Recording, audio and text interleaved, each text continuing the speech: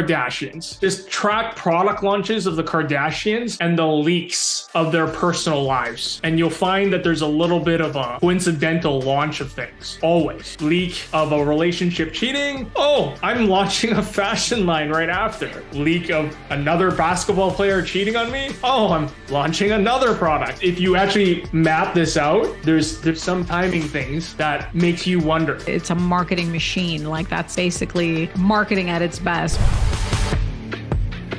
Welcome everybody to another episode of Uncensored Direct Marketing. Today I have Nathan Yeung. Nathan is the Vice President of Find Your Audience Online. He leads marketing teams to operational efficiency. Nathan's finance background with years of experience in management consulting ensures projects are delivered on time and on budget, like most of you like. And he also makes sure that you have a realistic scope to your projects, which is very interesting and sometimes not very common in the marketing space. So Nathan regularly consults for very large companies such as Constellation Software, Firm X, Procon, and just a whole bunch of different large real estate developers. So Nathan knows a thing or two about making sure your operations and marketing are very efficient. And welcome on the show, Nathan. Thank you so much, Maria. Awesome. So, let's hop right to it because this is a very hot topic. Marketing and managing, management and finance are all seeming to intertwine. And now we're starting to see in the industry a lot of new roles, I should say, created that we didn't see, like new keywords, CRO, CMO, and, operations this and so forth. So can you tell me a little bit about, just based on your experience, when you're starting to build a marketing team, who are the key individuals that we need to hire? I mean, let's say, you're kind of getting started. Like, do you hire a media buyer first? Do you go for a copywriter? Like, what are the biggest bang for your buck in your opinion? Yeah, I think it's really, I hate to say this, but it is dependent. It's very dependent on the industry that you are and the type of customers that you have. Predominantly for a lot of SaaS-based businesses, I do really recommend that you hire a product marketer first. And they go, why would I hire a product marketer first? And it's always because I mentioned to a lot of clients, it's like, just because you have subscriptions right now doesn't necessarily mean you have product market fit. Likely what it means is you have a bunch of early adopters who have agreed to purchase your product, and that's not scalable. You really want to have someone who's accountable for kind of the customer and product feedback loop, and that's going to be your product marketer. You can't depend on your sales people to do that. The salesperson's not going to do that.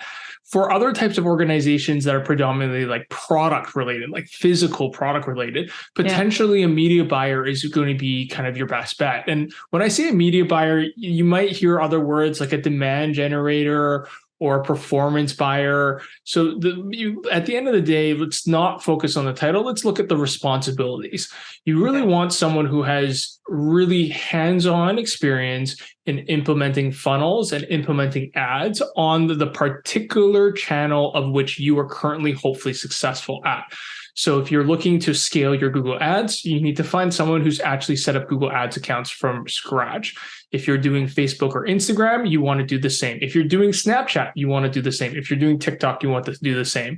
And as much as that sounds like common sense, I would say it's quite often that you'll find people who say that they have bought ads, but anyone can set ads. That's the point. Like, the whole point is the ad ecosystem is made so that anyone can set ads. You want to find someone who knows how to manipulate the ad system. That's the goal. Right. Well, and that's a person. Yeah. Just going on the point that, the world is set up and conspires for you as a business owner or anybody to buy ads on these platforms. Like, Facebook doesn't want to make it difficult for you to buy ads. They want you to buy ads. Google the same. So, definitely just saying I bought ads is, it's not really a great qualification, but, I would kind of take it a step further and also say, somebody who's converted ads, like, what is your conversion rate for these ads? I think would be a very interesting thing, I guess, to ask. But just in my experience, we work with a lot of direct response merchants at Direct Paynet. And, whenever I'm introduced to a media buyer, the next question or the next comment of whoever I'm speaking to is never tell anybody who my media buyer is.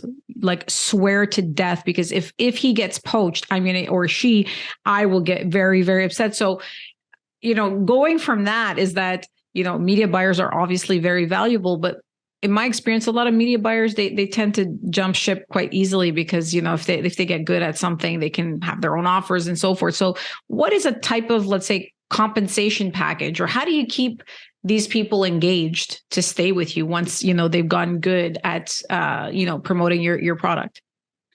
That's a great question. And I don't know if my bio, I was also an affiliate media buyer for a long time. I was quote unquote a super affiliate at one point with my team.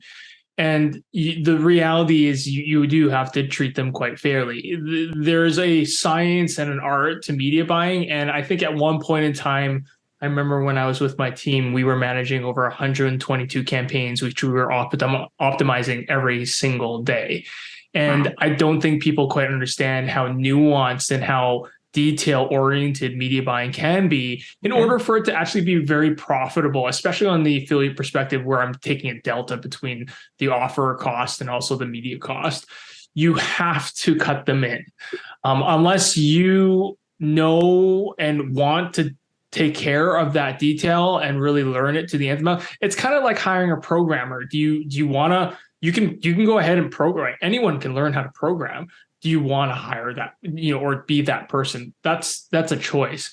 A media buyer is like the best programmer. And if you have the best programmer for the one specific problem that you're trying to solve and you decide to not compensate them, they're going to leave because they are a sought after asset.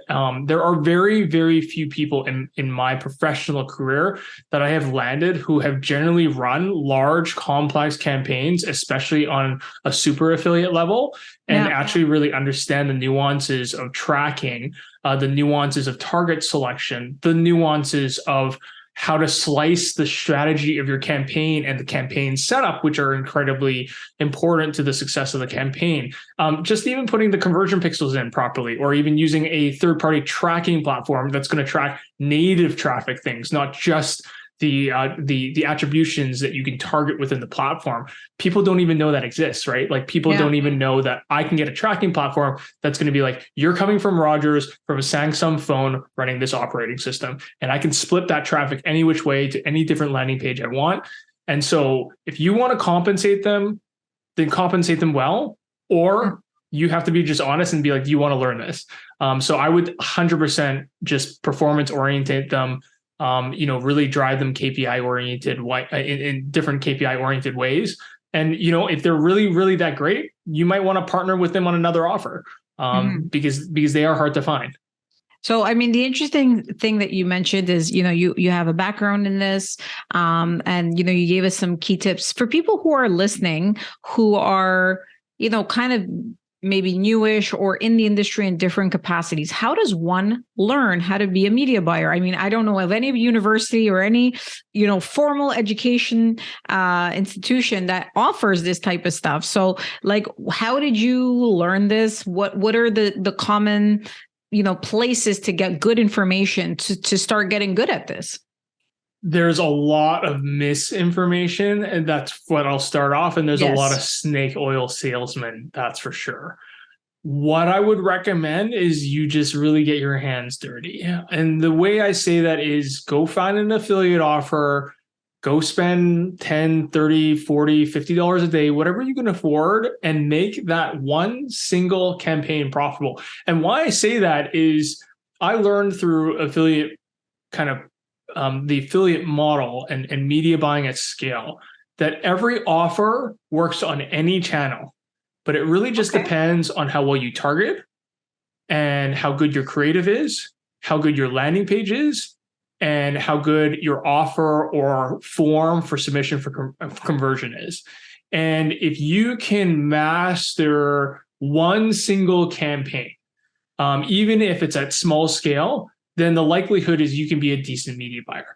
A lot of media buyers don't do well because they don't actually know that every offer can convert on any channel. And what I mean by that is put like the most male orientated truck masculine item and sell it on Pinterest, which is predominantly a mid 30 to 50 female audience. You can find a funnel that works.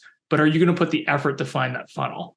And if you can, then you become a really media buyer. Let me interject here. Are you saying that's a good path? Like meaning do something completely opposite, like go onto Pinterest and target a male product to see if you can convert as kind of like almost a test? I find that very fascinating that you said that you said anything can convert on any platform, because I mean, I see YouTube and I see Facebook and I see the types of products, like on Facebook, I see a lot of these kind of like nutraceutical supplement type things like weight loss and looking good and all that. Whereas on YouTube, I'm seeing a lot more like coaching offers and self-help and business development and all that. So I'm wondering, obviously there's a little bit of overlap, but primarily these are the kind of two big lines. So if you're saying that, do you have to adjust your strategy, like meaning the way that you market it, or you're saying you need to know how to target properly? And if you do target properly, anything can convert.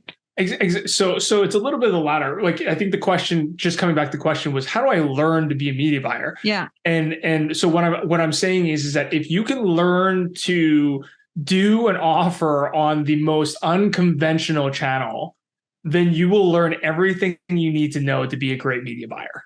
Okay. And that's what I'm saying is that it's very easy to sell something that is native to a platform. For example, if you were putting ads on Fitbit, sure, selling a nutraceutical product or a health supplement, that's easy. That's easy. That's not going to make you profitable. You know why? Because also all the other people on that platform are doing the exact same thing. So the question really goes back to this. You said, how do I learn to be good at this? And I would say you got to challenge yourself. And if you can learn all the nuances of what creative angle do I use on Pinterest when I'm selling a masculine product, what ad would actually work? What copy would actually get someone's attention? Maybe I'm not selling it to the end buyer now. Maybe I'm actually influencing the wife or the partner to buy it for this person. And maybe that's the angle. And when you start thinking outside of that box, not the easy, the lane of least resistance, that's when you become a great media buyer, because you really start understanding, how do I slice and dice the data? How do I angle it different? And that's where you're going to find opportunity, because I can guarantee you, if you're just starting out, that is where you're going to need to be, unless you have tons and tons of budget to compete against razor thin margins and a lot of competitors on the very obvious platforms. Okay. Well, interesting. I never thought about selling a male product or something for males on Pinterest, but I think that could be a good challenge for people learning. I mean, I guess, if you have a $10 or $15 budget a day, it's very little, but that first sale that you make could be, you're onto something, and it always happens like that. You want one sale, two sales, and then if you can prove that you can make a couple of sales, it's a bit of tweaking. So that's interesting. I mean, the interesting thing here also, I just kind of want to go back to this because now I'm a little bit curious, but about media buying, you were affiliate manager. We spoke earlier and you mentioned something about payment processing. So can you tell me a little bit about your path? Because it seems like there's a lot of stuff here that we need to unwrap and unravel. Like, tell me a little bit of your path in the last, decade or so, and how you've gone from one thing to another with, seemingly a lot of ease. I wouldn't say a lot of ease. I'm certainly a person that, like, I fundamentally believe you can learn anything. So that's really how I've done a lot of things. So I can code in Python. I can build websites. Within my organization, I'm probably the only individual who can do every single tactical skill set personally. And that's been my philosophy. I don't think I could ever hire someone if I can't do it myself. And so originally I was a VP of finance, and then I was a management consultant for 3 or 4 companies. And then I was a COO of actually an ad technology company, which is where I really started to learn about the dark side of the ad networks. Yes. And then what ended up happening was prior to my management consulting moving to Toronto, I had a bit of a break, and honestly, I was bored. And I learned about affiliate marketing. And so I was like, you know what? This is a great way to make a lot of money. And by the way, it is a great way to make a lot of money. It is incredibly risky. Yes. You could easily make 20 to 30% of your money every single month, but that's wholly dependent on someone that you probably aren't really great friends with paying you. So there's a lot of stress involved in affiliate media buying. And so I kind of went to that. And when I left the ad technology company, I ended up building Find Your Audience, which was honestly a blend of everything that I've done throughout my entire life. And so now we work with like some of the largest enterprises in Canada because, again, I kind of look at marketing as a function that applies to every business, much like affiliate buying, in the sense that there's a tactic that works for every business and it's going to work really, really well. And so I've taken just all of these learnings I've had across multiple different careers and professions that I've had, and I've really tried to apply it to the organizations we work with. And I'll give you a great example of this. We pitched Kraft Heinz pre-COVID. It's one of my favorite campaigns I was going to do, and then COVID happened. Okay. But we pitched Kraft Heinz on doing a Jell-O campaign, and we actually had a signed, we actually had an agreed quote, and we were going to sign a PO. But we were the only company that didn't pitch them a new packaging. And I tell this to people and they're like, well, that doesn't make sense. I was like, it's because they already have packaging. They probably have 3 to 4 months worth of packaging. And so if you're going to pitch packaging to a company that already has 3 to 4 months of packaging, you know what that means? It's just money gone, wasted. It's just a ton of wasted cash. So we didn't touch the packaging at all. And they liked that because we were mindful of their business. We were mindful of their operations. So it's again, just a very different perspective of like what I think a traditional marketer does. Well, it's interesting because, usually the marketers that I know, and they're very creative, and with creativity sometimes comes irresponsibility of like fund management and so forth. So a lot of times the greatest marketers need an operations guy that's like a finance, like boring. We call it like, a tie person, suit and tie kind of person where keeps them in line. So it's interesting that you're leading marketing teams, but you have this finance like background, and and that kind of keeps it real, and it keeps also people having a realistic scope in their marketing. Like marketers, again, they have sometimes some very wild dreams, but it's good to dream, but it's also good to scope out a project and make sure this makes sense. Like, we're going to make money. This is not just, a stab in the dark. Kind of moving from this, just because, about your experience building teams and so on and so forth. Like, there are a lot of agencies, and then there's building a team in-house. How does one decide what is the best path? I mean, it's very difficult for me personally. I've had some like very nightmarish experiences with marketing agencies. So I'm like, not going there. I'm just going to hire a couple of people. I feel like that's a better option for me. I've been burned too many times. I think mainly because I was sold on something. I didn't know the right questions to ask. I just paid some money and waited for results and didn't get them. And then was like, I have no idea how this is working. So how do we avoid these pitfalls? And what are your thoughts on in-house versus outsourced agencies for marketing? The first thing I would say is hire an advisor, whether that's me, whether that's anyone, preferably not some random person on Upwork, to give you an hour of advice, and hopefully they have a resume worthwhile for you to listen to them. So I think that's the first thing I say to anyone, because I find why we do so well is because a lot of organizations make marketing decisions without any marketing leadership. So it's kind of like, how does that make any sense? So to put this in other words, would you trust a marketing person to give you tax advice? No, so it's like, obviously not. But you'd have a whole bunch of C-suite people who have never done marketing in their life and be like, we need this marketer. And you're just like, what hat did you pull that out of? No one actually questions them. Right, it just happens, and so there's these terrible experiences that you have had, and often. So what I would recommend is, generally speaking, and this is a broad stroke, but I would say that I confidently say that it fits most organizations. Most organizations aren't going to have a practical and good marketing department until you can afford 3 or 4 in-house people. Okay, approximately. The first hire and your second hire are the most awkward hires you ever will ever have, because they are likely going to never do enough, and they are likely never going to do whatever you need the best, because you're never going to have that person tactically do something 100% of the time. So you end up kind of discounting and finding someone who has like half the talent and a bit of project management skills and all these things, but you're never going to get good enough.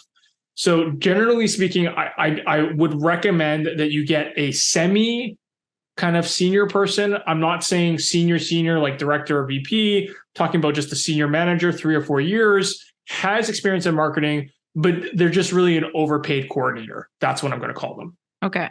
And that is to ensure that your marketing actually moves forward. So that person is accountable for your marketing on a very low level. Ideally, if you're a small organization, you can only afford one. You have this person anywhere between $50,000 to $65,000. You, the owner, drives the marketing vision. This person is accountable. And then ideally, you parse out the tactical things to particular agencies that are hopefully the best at what they do. When you get to two, I almost want you to skip the two, because I can't almost every company that I've ever known who hires the second one is just thoroughly disappointed, because they try to hire a coordinator or they try to hire someone who's super technical, and then it just doesn't do what they do. So I still say find an agency, but likely now find an agency that's capable of supporting everything about your organization. So a bit more of a full service agency, and ideally one that has a track record. When you can afford 3 or 4, then you can really start thinking about bringing things in-house, because then you're going to have a manager. Now you're going to have a coordinator, and you're likely going to have someone who's going to be tactically sufficient in whatever area you need the most, whether that's content writing or, event coordination because you're throwing lots of events, or you're doing a lot of graphic design and your sales team need a lot of support. Like ideally you find someone who you can actually maximize and they're actually the best at what they do. And then ideally sooner or later you add in like a media buyer or a demand generator for kind of a part-time role. That's what I would recommend. And I know that's probably not what everyone wants to hear, because I think a lot of people want to assume this like first hire is going to be like being able to do everything. If anyone ever gets a chance, I have a graph. You can find me on LinkedIn. I'm happy to send it, but it's a graph of like every department or function that marketing has to do. And I can guarantee you see this graph, you're not going to find someone who does this, and you're not going to find them for $60,000. That's much. Like, so you're going to find them for like $250,000, and you don't want that person doing all this tactical work anyways. So I feel like just a lot of people have an overblown perception as to like, us marketers make it so easy to assume everything is easy, that then all the people that assume when they hire us that they think it's easy for us to do. But that's a lie. That was our job, but that job is actually a lot harder to do. Well, I mean, and with experience, and this, I come across this often when I'm doing consulting. I do consulting from here to, sometimes keep it slim.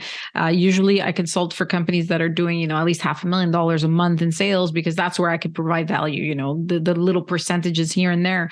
And I find that sometimes something that takes me, 10 minutes, literally I'm like, here, change this setting. Let's test it. And like 10 minutes to let's say an hour to implement something. And then a little bit, like very little time in considering. We're still, I think, in the mindset oftentimes as business owners is that how much time did it take? It doesn't matter how much time it took if the end result is that you got X amount extra conversions. Pay for results, I guess. And that's what I'm getting at here from you, is that, you get a person, and, I'd like you to send us actually the link so we could pop it onto the podcast of that graph that you were talking about. But, if you do hire somebody who's a $250,000 employee, you don't want him to be alone or her to be alone, because you want them to outsource the stuff that's easy to do to somebody who is making 30, 40, 50,000 a year and can do that. And you want them to focus on the high level. So, I mean, it's interesting that you say you either hire one to kind of manage things with agencies, or you go straight to 3 and 4 to build a functional team. So, if we kind of continue along on this path on agencies and so forth, how does one ask the right questions? If, like, for example, I'm not a marketer per se, I work in payment processing. I know my business very well. I know what the vibe is of the business, like what I want people to know about us, about Direct Paynet and my team. But I go to a marketing agency and I tell you, I tried about 4 or 5 times and I'm like, it literally was just a waste of money every time. And forget the money. The issue for me was how much time they were taking in trying to get to know me, trying to get to know the business, trying to get to know things about, where we want to go. To waste all that time to not see the results was extremely frustrating. So maybe you can guide me personally and tell me what should I be asking these agencies? What should I be looking for? So I think let's go back to what should you be looking for? So I think that's the important thing. It's like, what are you ultimately looking for inside of an agency is going to be obviously where you want to start. Okay. I think narrowing it down into a tactical skill set, it's probably going to make your life a little easier in the sense of knowing how to scope that work and to ensure that that scope of work is easily measurable, and easy for you to really observe and manage yourself. So, I hate using this, but like SEO is a great example. You can be like, hey, I'm looking for an SEO agency. So an SEO agency is defined by outreach and kind of backlinking type activities, along with a content calendar, along with content writing. And then all of this should equate to hopefully either A, better Google search rankings, or B, essentially conversions coming from those Google search rankings, or C, an overall increase in brand lift through Google Search Console on the website. And those are all very measurable, right? Yeah. And the reality is that discovery for that should take no more than 2 weeks max. And realistically, even by the second week, they could do a parallel workflow to essentially start the work. If you go with an agency like myself, I will have to take 2 to 3 weeks. Why? Because generally speaking, we represent the entire marketing department. So if I start throwing tactics at you, like, so maybe this is something that this is a red flag. So, if you're dating some agencies and you're looking around, this is a red flag. They start prescribing tactics and they haven't done a thorough discovery with you, you probably know they have no idea what they're doing. Because the way I say this is because all tactics work for every organization. That's not the point. The point is what tactics work best for your organization. And that's why discovery is so important. That's why understanding what has worked and what hasn't worked, understanding your industry, understanding your pain points, understanding your friction points, understanding the customer journey. That's why all of that's so important, because there's going to be low-hanging fruit all over that process. So if you go to an agency and they're like, you need to do SEO, you need to do content, you should do email marketing. Oh, have you done a podcast yet? Oh, by the way, have you looked at TikTok? They say this like right off the bat, you should run for the hills. Okay. Interesting. Run for the hills. Because that means they're just selling what they're good at. They have no idea whether or not it works in your industry. Right. Now, the one flip side is, unless you're very specifically looking for one of those things that they are prescribing to you, sure. But if you're going into an agency that's supposed to advise and assist in consulting you on the best approaches, anyone who prescribes things from day one, it's a person who has no idea what they're doing. They're selling their own snake oil. And realistically, like, they have to do discovery to know what's best for you. So the discovery part, albeit frustrating, Maria, I think is a very important part.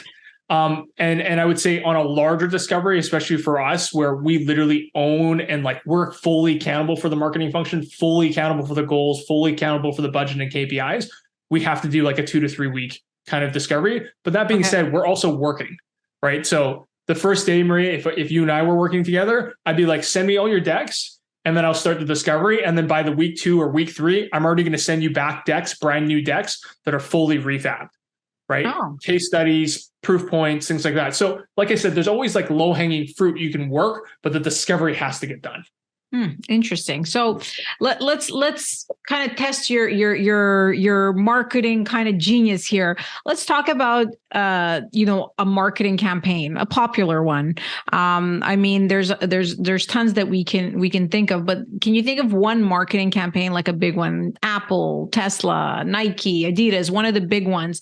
And can you tell us a little bit about why something is brilliant, or what your thoughts are on the campaign and why it was thought out? This is a little bit of a case study. I'm just curious to see kind of your thinking of how you dissect a marketing campaign.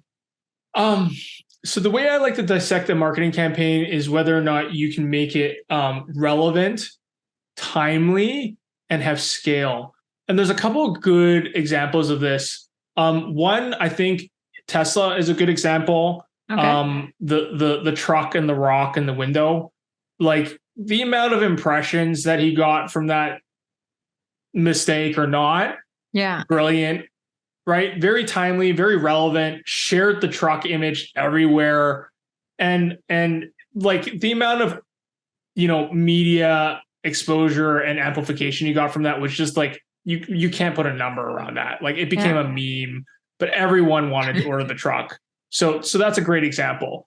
Another one would actually be Peloton with Ryan Reynolds, and the whole like, I got you a Peloton because you got to lose weight, and like, I don't know if you remember that whole viral thing. I remember. I mean, the thing about Peloton, you know, they had that debacle with the Sex and the City. Like, I actually watched the show Sex and the City, and I was excited for the reboot. You know, not a big fan anymore, but the original series, big fan. So I was excited for the reboot. You know, the first episode, sorry, spoiler, but it's been out for a couple of years, guys. But, you know, a Big dies, who's the central character, right after he gets on a Peloton. And I'm just like sitting there, obviously, as, you know, somebody who's involved with a lot of marketers, I'm like, that's deadly. Like, why would they allow this? Like, he's literally on a Peloton biking, gets off, has a heart attack and dies. And I'm like, I mean, I'm assuming this is intentional because they paid for the spa, but like, what are you telling me, that I get on a Peloton, I'm going to die?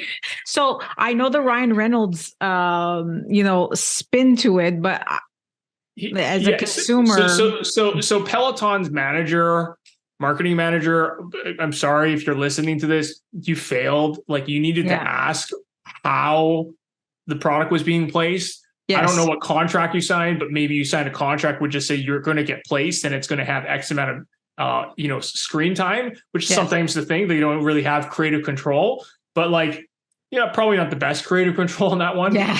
But for Ryan Reynolds, right, he took that actress who was basically being called fat. Yes. By her partner. I can't remember if it was a partner or a husband, right? And he put her right into a commercial like immediately. And it was hilarious because it was funny and it was very memorable and everyone enjoyed it. And the amount of additional impressions he got from it, from making fun of it, was massive. So all of this has one key theme. The key theme is, if you don't, so first of all, anyone can do exaggerated creative marketing that has really no relevancy. So anyone can do that. So that's not hard. What's hard is, can you do one that is the same on the extreme of creativity so that it is so memorable, so shareable, but also relevant at the same time? That's when you get like really amazing marketing. And the way that I truly kind of like fundamentally look at amazing marketing is, can it generate conversations? And if it can generate a conversation, then you probably know your ad is pretty good. If your creative is so good that someone wants to talk about it, you've won. Well, let me kind of interject here. Okay. Let's play devil's advocate here. So, I mean, fundamentally, I agree. It's kind of the old saying of like, no press is bad press. You know what I mean? So, I get it, but okay, let me give you an example in here about this.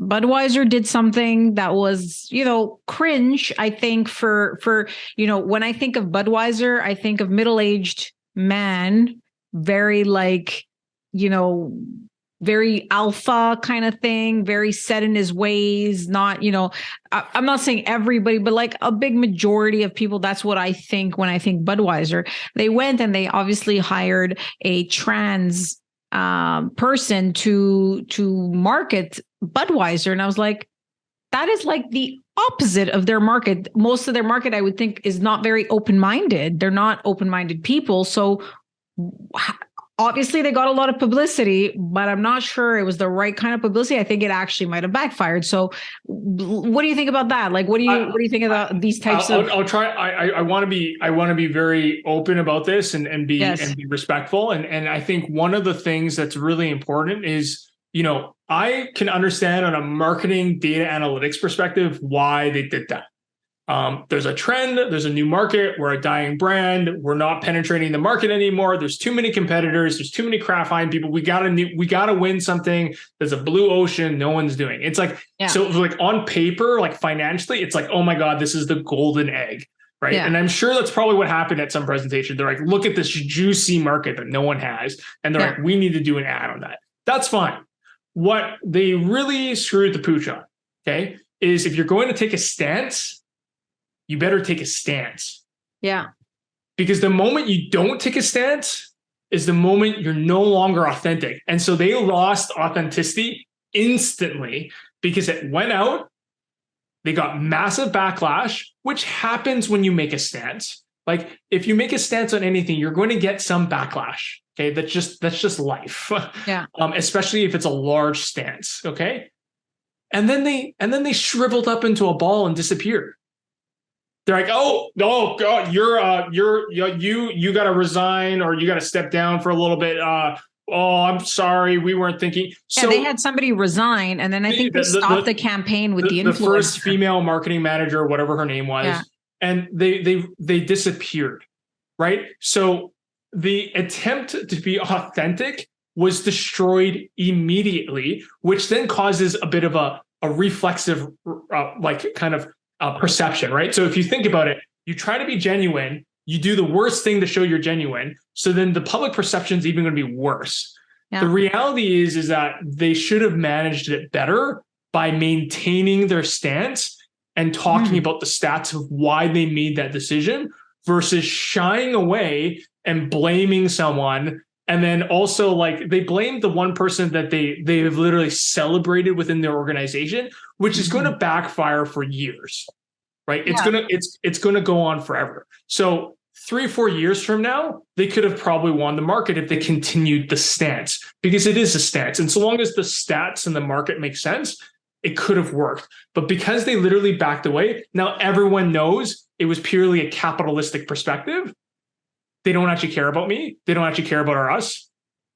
Well, I agree. But I mean, just like the fundamentals of it is you're going from one market that's all the way on one end, and then you're going to another market that's on the polarizing end, and you're trying to merge two campaigns. So for me, I was like, why didn't they try I don't know, the wives of these people that are drinking beer instead? You know what I mean? Because that would have been logical. If my husband likes Budweiser, target me. So maybe I want to drink a Budweiser versus somebody who's these are fundamentally people who disagree with the way that they live, regardless of, what everybody else thinks about it. I feel like, yes, it's a cash grab, but at what point do you say, well, our market is, white males between this age and this age that like to, maybe that have high school education and stuff like that. And let's stick to that market and let's tap that market as much as we can and maybe go for side markets. Why does everybody have to, go for the super liberal, we love everyone kind of market, right?